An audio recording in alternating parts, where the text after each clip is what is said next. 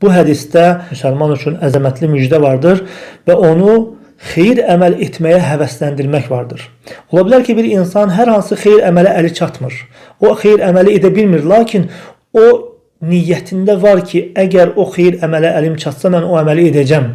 Misal üçün görür ki, hər hansı bir insan malı mülkü var və deyir ki, mənim də onun kimi malım mülküm olsa, yəni ona həsəd edərək yox, ondakı o mal mülk içsin yox. Deyir ki, mənim də onun kimi malım mülküm olsaydı, mən Allah yolunda filan yollarda xərcləyərdim.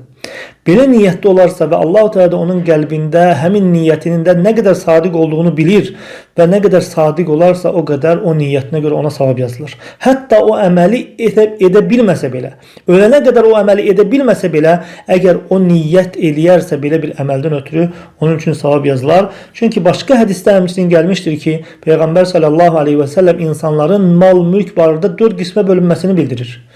Deyir ki, elə insan var ki, birincisi Allah-u Teala ona mal mülk verib və o Allah yolunda xərcləyir. Allahın razı qaldığı yerlərə xərcləyir. O həmin əməlinə görə savab qazanır. İkincisi, ona Allah Teala mal mülk verməyib. Sadəcə Allah üçün xərcləyən insanı görür. Deyir ki, mənim də onun kimi malım mülküm olsaydı, mən də onun kimi xərcləyərdim. Allahın razı qaldığı yerlərə, Allahın razı qaldığı yollarda xərcləyərdim. Peyğəmbər sallallahu aleyhi ve sellem deyir ki, bunlar ikisi savabda eynidir. Həmin o malı mülkü olub xərcləyənlə və mənim də malım mülküm olsaydı xərcləyərdim deyənlə savabda eynidirlər.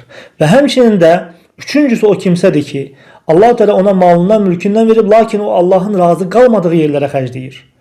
Haram yerlərə xərcləyir Allahın verdiyi ruzini və ona görə günah qazanır. Və dördüncüsü də o kimsədir ki, o deyir ki, mənim də malım mülküm olsaydı, filan günah əməllərə xərcləyən insan ki, mən də o günah əməllərə xərcləyərdim, o fasiqliklərə xərcləyərdim.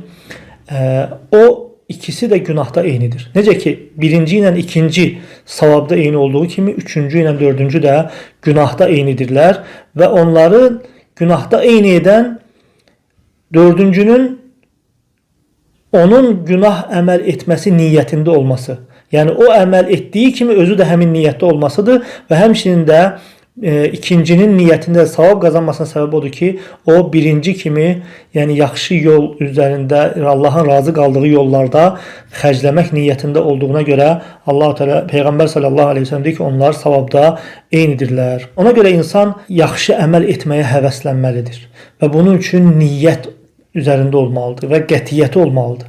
Niyyəti olmalıdır ki, mən filan əməllər edərdim. Və bu niyyətində əgər sadiq olarsa, niyyət etdiyi əməllərin savablarını qazanır.